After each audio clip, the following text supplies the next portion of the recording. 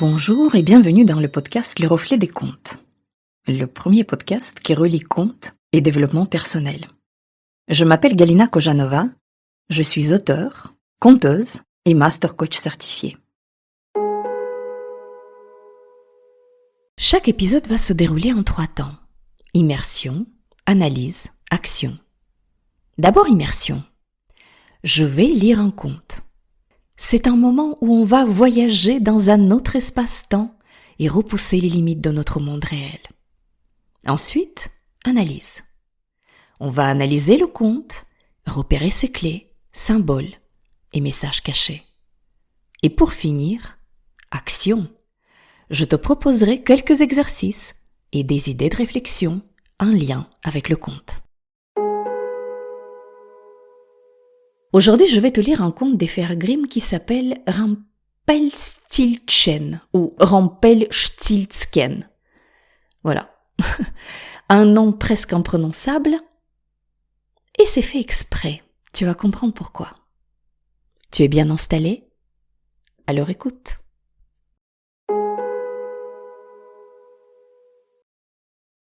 Il était une fois un pauvre meunier qui avait une fille fort belle.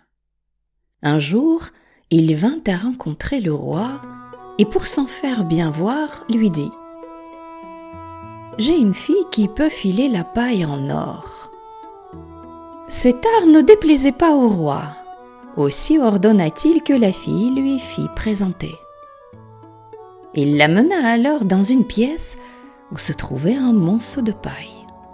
Elle lui confia un rouet et une bobine et annonça « Si cette nuit, tu n'as pas transformé cette paille en or, alors au petit matin, tu devras mourir. » Là-dessus, il la laissa seule et fit fermer la pièce.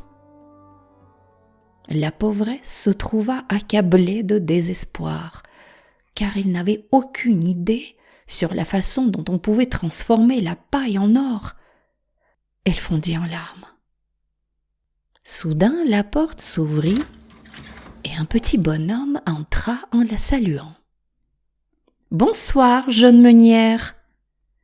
Pourquoi pleures-tu ainsi ?»« Hélas, répondit la jeune fille, je dois filer cette paille en or et je ne sais comment faire. » Alors l'homme lui dit « Que me donneras-tu si je la file ?»« Mon collier, » dit la jeune fille.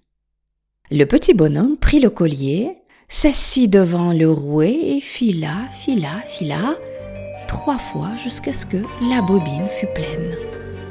Alors il en mit en place une nouvelle et fila 3 fois jusqu'à ce qu'elle fût pleine elle aussi. Et ainsi en alla-t-il jusqu'au matin. Toute la paille avait été filée, toutes les bobines étaient d'or. Lorsque le roi revint et vit ce prodige, il s'en réjouit fort, mais n'en fut que plus avide. Il fit donc venir la fille du meunier dans une autre salle, pleine de paille et qui était encore plus grande, et lui ordonna de filer encore toute une nuit, si elle tenait à la vie.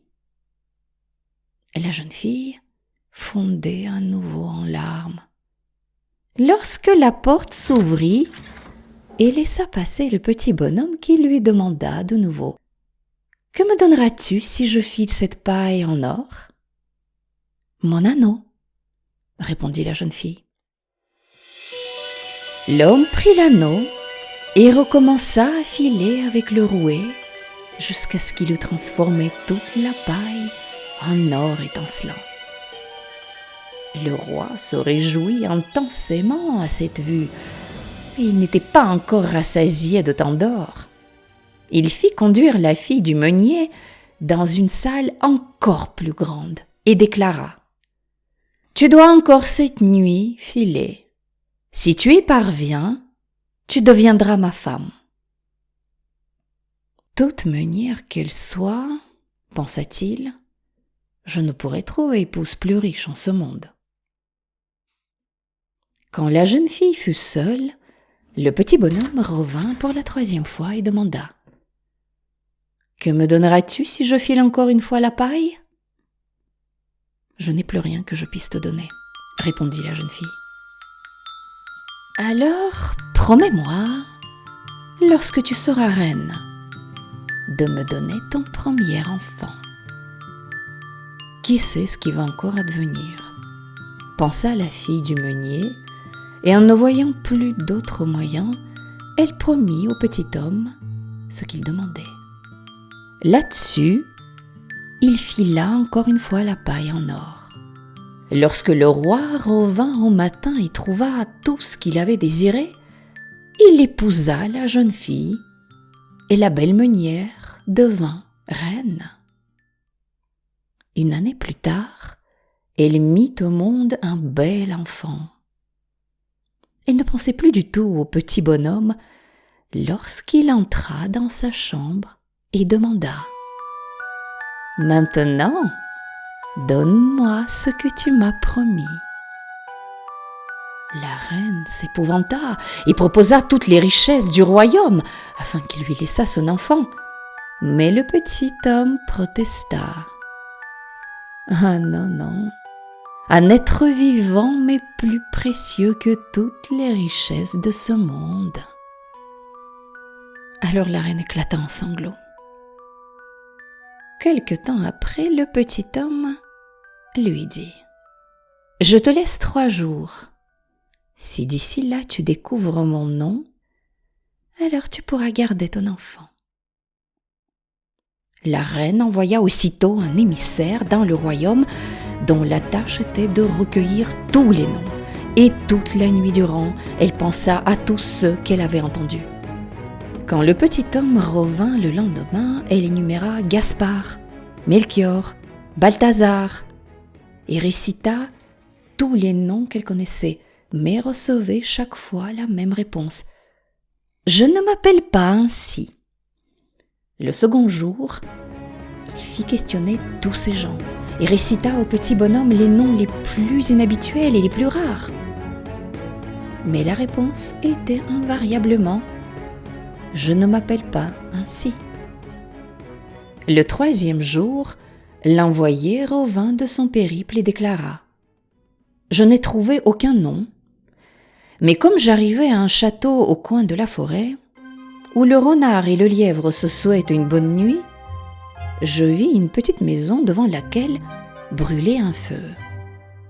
Un petit homme grotesque clopinait sur une jambe autour de ce feu en criant « Aujourd'hui je boulange, demain je brasse, après-demain je prends l'enfant de la reine.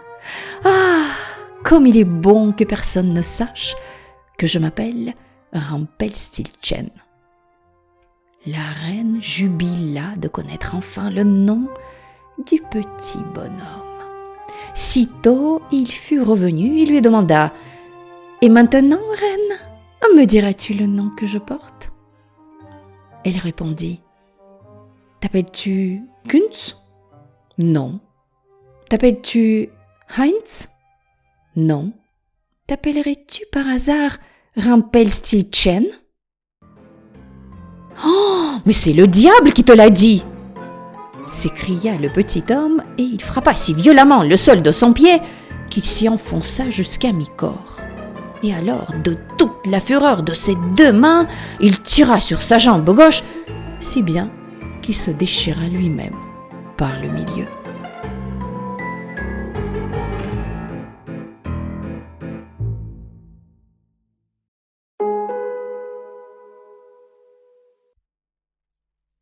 Voilà, maintenant que l'histoire est racontée, je propose qu'on explore ensemble ses secrets et ses clés. Et regardons déjà comment commence le conte. Mais il commence un peu brutalement. Une jeune fille, donc la fille du meunier, est enfermée dans une pièce pleine de paille, et le roi exige qu'à partir de cette paille, la jeune fille file de l'or. Sinon, sa vie s'arrête. Donc, là, on n'y va pas par 4 chemins, on est d'accord. C'est direct, c'est brutal. Et la fille, la pauvresse, comme dit le conte, n'a pas tellement le choix.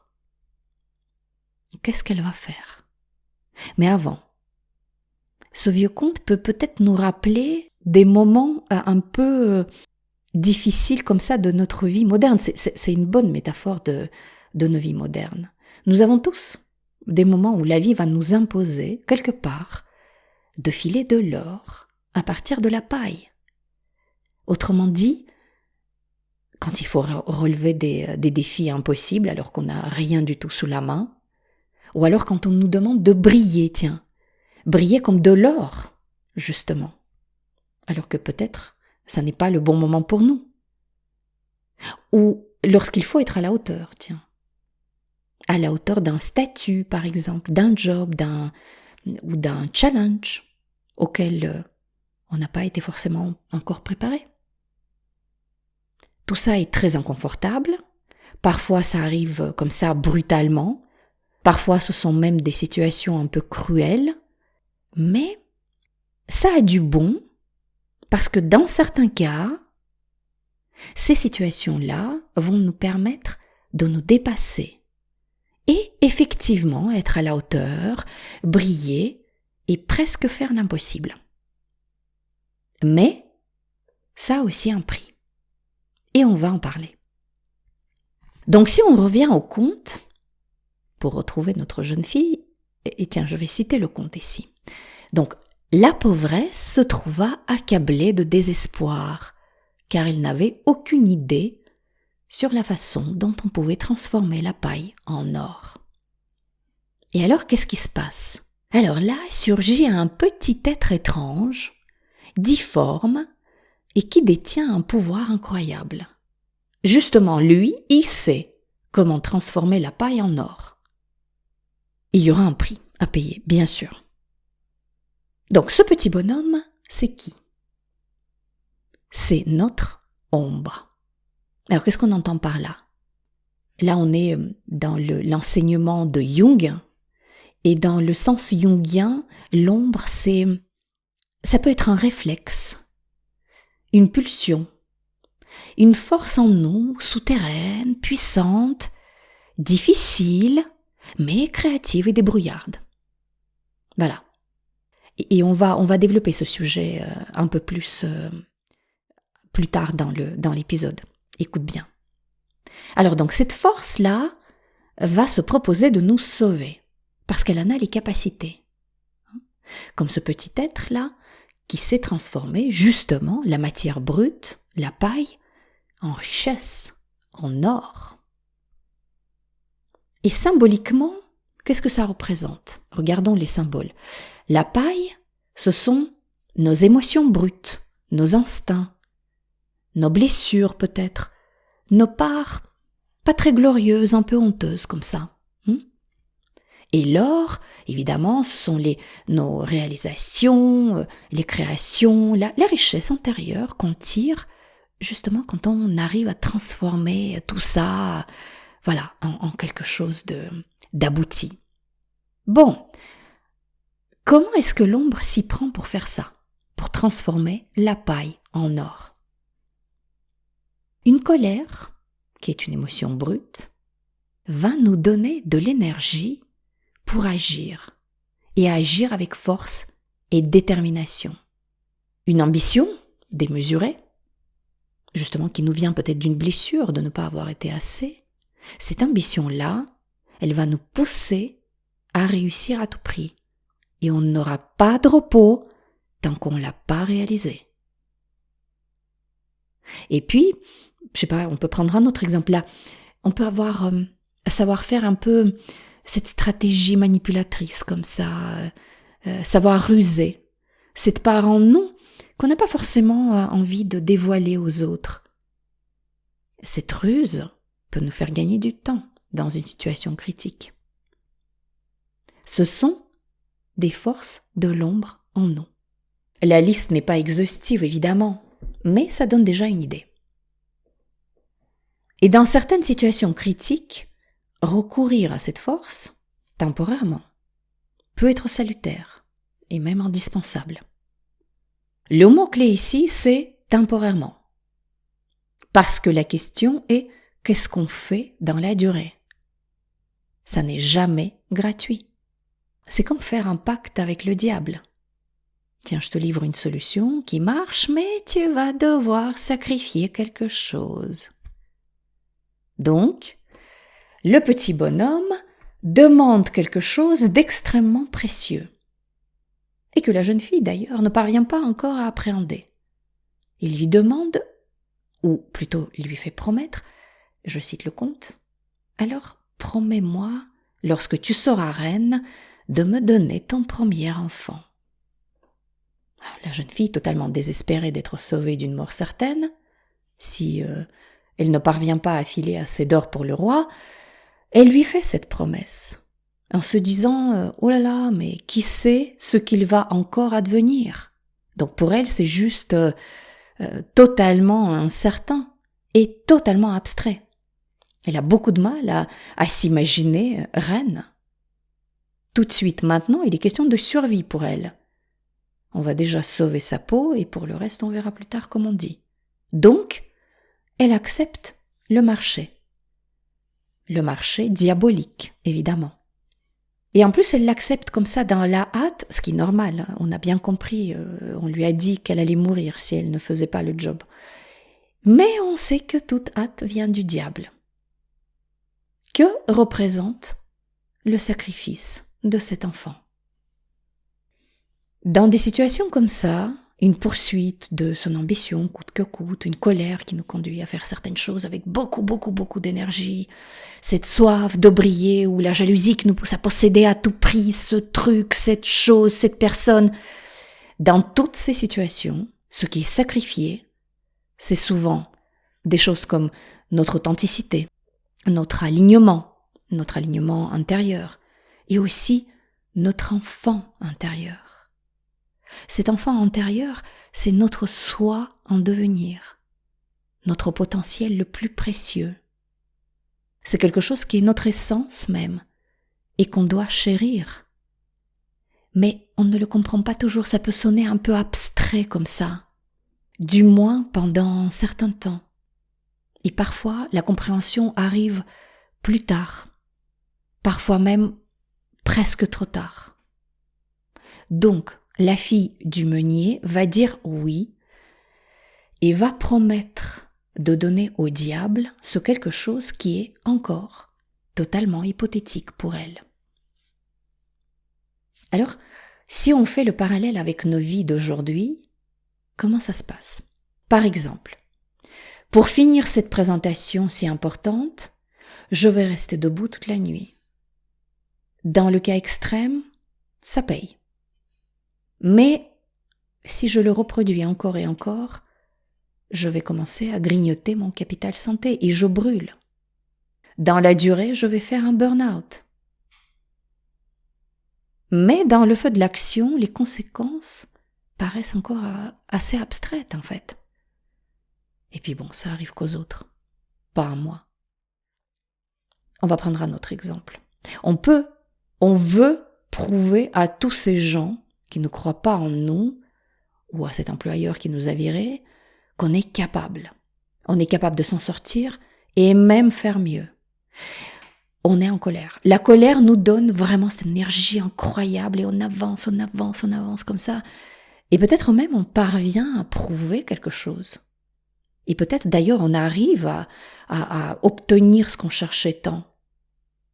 Mais si notre seul drive continue d'être cette colère contre ceux qui nous ont mal jugés, on va s'épuiser.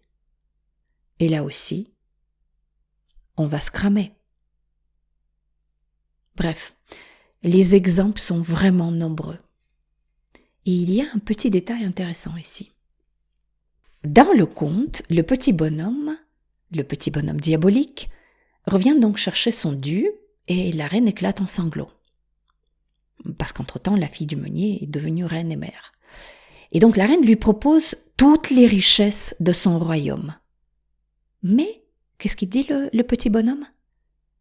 Il refuse en disant « Non, un être vivant m'est plus précieux que toutes les richesses de ce monde. » Ça veut dire que l'ombre, après avoir récupéré le collier, la petite bague, va s'attaquer au vivant en nous. Hein? On ne va pas s'en tirer plus tard comme ça en payant avec des richesses matérielles, le collier, la bague, que sais-je. Si on abuse de ces services, dans la durée, on payera en nature, avec notre santé qui va être dégradée, ou avec des êtres chers qui ne resteront peut-être pas avec nous. On va prendre que ces deux exemples. Mais tu peux imaginer. Alors, je ne dis pas qu'il ne faut pas s'en servir de cette force de l'ombre. Bien au contraire. Elle sauvera notre peau dans bien des situations. Mais il faut s'en servir avec sagesse. Et voici la clé de cette sagesse que le conte nous livre. Il faut nommer cette force. Et c'est extrêmement important. Il faut nommer ce petit bonhomme. Il le demande d'ailleurs lui-même à la reine. Je te laisse 3 jours, si d'ici là tu découvres mon nom, alors tu pourras garder ton enfant. Alors, pourquoi est-ce qu'il faut nommer ce bonhomme? Pourquoi est-ce qu'il faut nommer l'ombre? Parce que tout simplement, lorsqu'on va nommer l'ombre, nommer autrement dit identifier ses forces souterraines, on va prendre de la distance par rapport à elles. On va pouvoir les regarder en face. On n'est plus emmêlé avec elles. Et par conséquent, on ne se laisse pas posséder par elles. C'est-à-dire reconnaître, nommer pour reconnaître clairement. Ce qui m'a sauvé la vie hier, ce qui m'a sauvé hier, c'est ma peur du rejet. Ou c'est ma colère qui m'a donné cette énergie incroyable. Et en faisant ça, on reconnaît aussi que c'est quelque chose qui a lieu 1 fois, 2 fois, mais pas tout le temps, pas en permanence dans la durée. On reconnaît par là même qu'on n'a pas l'intention de demeurer dans cette colère ou cette peur ou cette jalousie ou que sais-je. Que ce sont les choses vis-à-vis desquelles on veut et on va être vigilant et sur lesquelles on va peut-être d'ailleurs travailler. Parce qu'on ne veut pas que ces tendances, ces choses-là s'installent dans la durée et que ça devienne notre mécanisme par défaut, notre drive permanent. Et on reconnaît aussi qu'on est peut-être content dans ce moment critique d'avoir accès à ce réservoir de force et de pouvoir s'en servir et de se tirer d'affaire. Donc, nommer, c'est primordial. En nommant, l'ombre cesse d'être maîtresse. On récupère notre pouvoir créatif sans être prisonnier de ce prix à payer. Donc, si on regarde dans notre quotidien, la colère, si on la reconnaît, elle va devenir une énergie pour mettre une limite saine. La peur, si on sait l'explorer, elle devient vigilance, intuition et aussi créativité. L'envie ou la jalousie, si on les nomme, elles vont révéler nos désirs profonds, ce qui compte vraiment pour nous. Parce que ce qu'on jalouse, ce qu'on a envie à l'autre, ce sont des choses qu'on a envie d'avoir nous-mêmes. Voilà. Donc, se reconnecter à ce désir. Le sentiment d'infériorité, par exemple, peut nourrir l'humilité, l'apprentissage, puisqu'on ne sait pas tout, on a cette intelligence de le reconnaître, la résilience aussi. Mais il faut les nommer pour les reconnaître. Donc, en fait, l'ombre, c'est un alchimiste. Si on la rencontre, si on a accès à ce réservoir créatif, elle va nous filer nos pailles intérieures en or. Mais si on la refoule, elle va nous prendre l'enfant. C'est-à-dire, elle va dévorer notre potentiel créatif au lieu de le servir. Oui, d'ailleurs, voilà, le point important, l'ombre ne doit en aucun cas être notre maître. L'ombre doit être notre serviteur. Elle est au service de notre potentiel créatif, de notre enfant intérieur. C'est pour ça qu'on doit la nommer. Ok. Mais comment trouver son nom? Autrement dit, comment savoir que c'est la colère qu'on ressent, précisément, ou que c'est la peur, ou que sais-je? En fait, ça n'est pas si facile que ça, et c'est pour ça que le conte nous donne ici ce nom impossible à retenir, ce truc imprononçable. Rumpelstiltskin. Rumpelstiltskin. C'est un nom tordu, difficile à prononcer et c'est fait exprès. Le fait que le nom soit inarticulable nous dit que mettre un mot sur l'ombre ne nous est pas si naturel que ce qu'on croit. C'est pas si simple de nommer la vraie colère ou la vraie peur.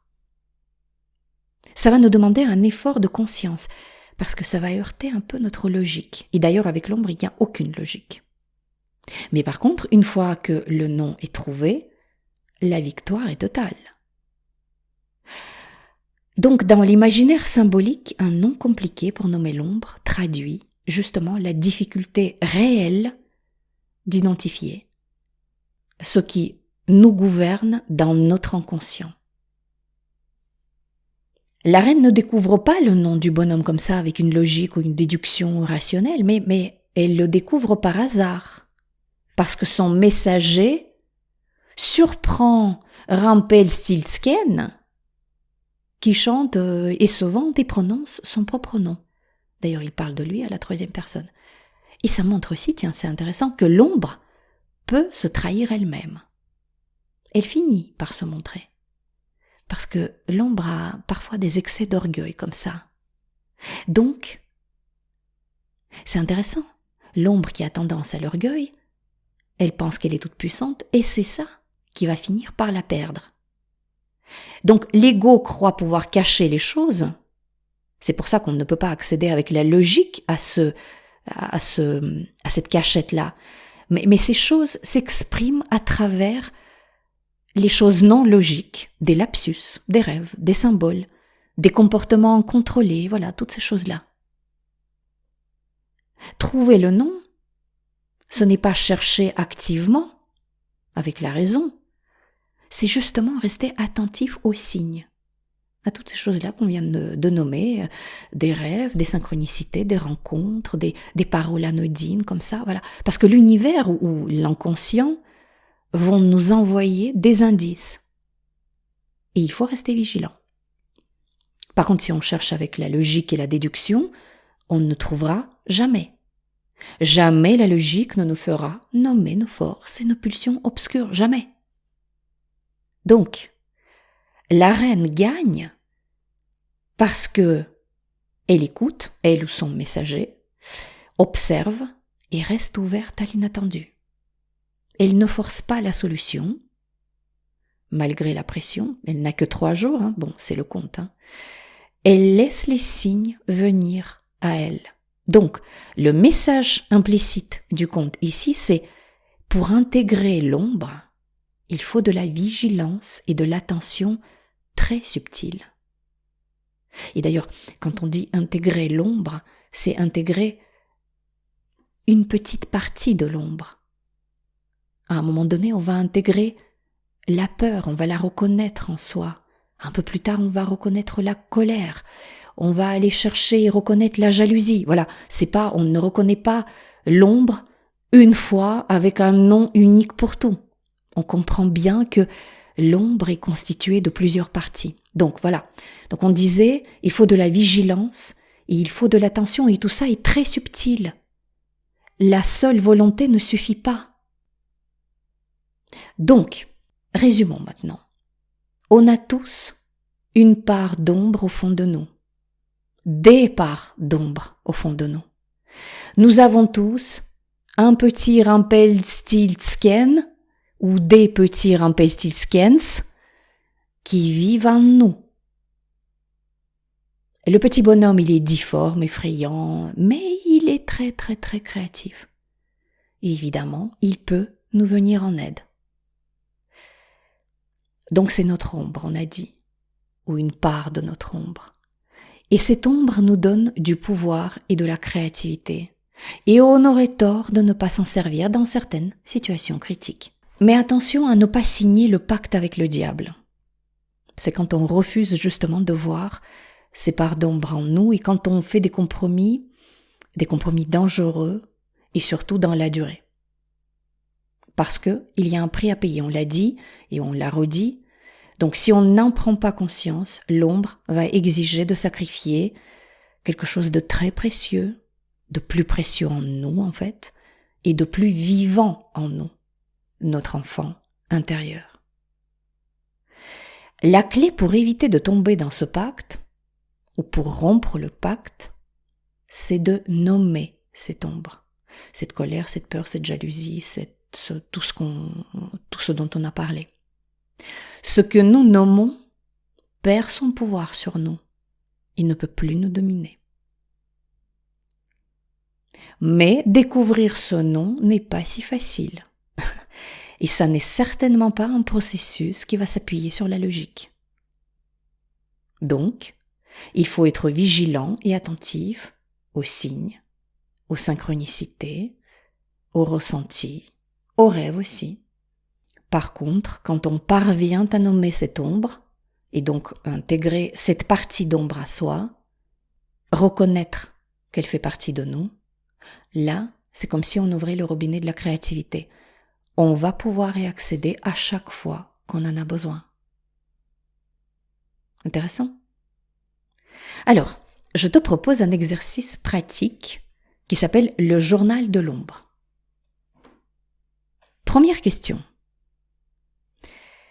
Note une situation où tu as réussi à filer de l'or à partir de la paille, c'est-à-dire transformer une contrainte en réussite, en s'appuyant justement sur ces choses un peu obscures. Ça, c'est la première question. La deuxième question, on va parler de l'ombre là. Quelle force obscure t'a aidé à ce moment-là? La colère, la peur, la jalousie, l'envie de prouver, etc. Et la troisième question, qu'est-ce que tu as sacrifié dans cette situation? Ta paix intérieure, ton authenticité, ta santé peut-être. Quelque chose de vivant qui a été sacrifié, qu'est-ce que c'est? Voilà les 3 questions. Et comme toujours, cet exercice est à faire par écrit, de préférence. Et comme ça s'appelle le journal de l'ombre, fais-le dans ton journal si tu en as un. Merci de m'avoir écouté. Je remettrai ces questions dans les notes de l'épisode. Tu y trouveras aussi mon adresse email et les liens vers mes comptes LinkedIn et Instagram pour me contacter. Si tu as des questions ou des commentaires, n'hésite pas à me contacter. J'aime bien recevoir les questions et les feedbacks de mes auditeurs et je réponds toujours. Si tu veux aller plus loin et entamer un travail personnel avec moi, je te donne rendez-vous sur mon site internet lerefletdescontes.fr. Une séance de 30 minutes est offerte. On se retrouve dans 15 jours pour un nouveau conte et une nouvelle expérience sur le chemin de la connaissance de soi. Si cet épisode t'a plu, n'hésite pas à le partager autour de toi. Ça aidera à faire connaître le podcast. N'oublie pas de t'abonner à ce podcast pour ne pas rater la sortie de nouveaux épisodes. Merci de m'avoir écouté. Je crois que les contes peuvent nous aider à devenir les créateurs de notre vie.